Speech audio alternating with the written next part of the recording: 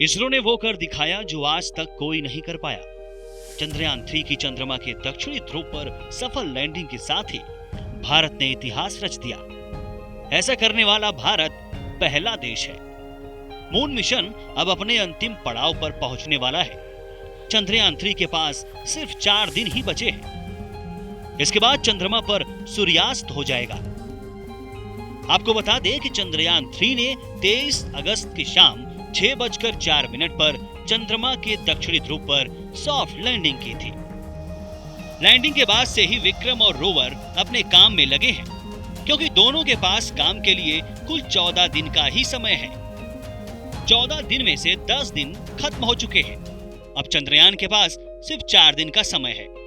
दरअसल 14 दिनों के बाद चांद पर से सूर्य का प्रकाश गायब हो जाएगा और चारों तरफ अंधेरा छा जाएगा।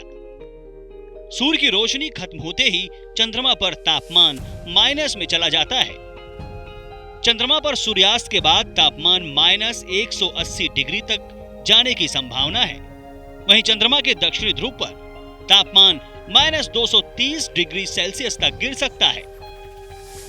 चंद्रमा के दक्षिणी ध्रुव पर ज्यादातर अंधेरा रहता है, क्योंकि सूर्य क्षितिज रेखा पर नजर आता है, जिस कारण सूर्य की किरणें तिरछी पड़ती हैं और यहाँ तापमान कम रहता है।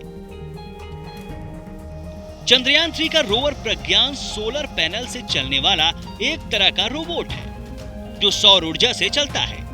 यानी कि रोवर को चलने के लिए सूर्य की रोशनी चाहिए होती है, इसलिए रात में यह काम नहीं करेगा।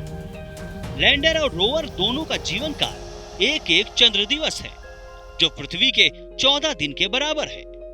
रोवर 14 दिनों तक चांद की सतह पर 500 मीटर घूमकर शोध करेगा। अब लोगों के मन में यह सवाल उठ रहा है कि जब चंद्रमा पर सूर्यास्त हो जाएगा तो आखिर विक्रम और रोवर क्या काम करेंगे? इस सवाल का जवाब भी इसरो ने दिया है।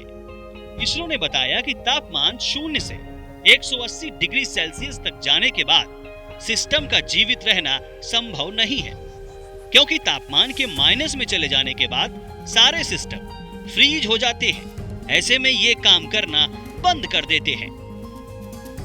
मगर इसरो की तरफ से यह भी बताया गया है कि अगर तापमान में गिरावट के बाद भी अगर ये उपकरण अगले सूर्योदय तक खुद को बचा कर रखते हैं, तो वो एक बार फिर से अपना काम जारी रख सकते हैं।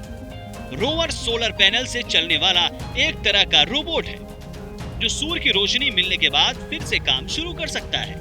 वहीं चंद्रयान 3 का विक्रम लैंडर भी अगर इन परिस्थितियों को पार कर लेता है, तो वो भी दोबारा से काम शुरू कर देगा।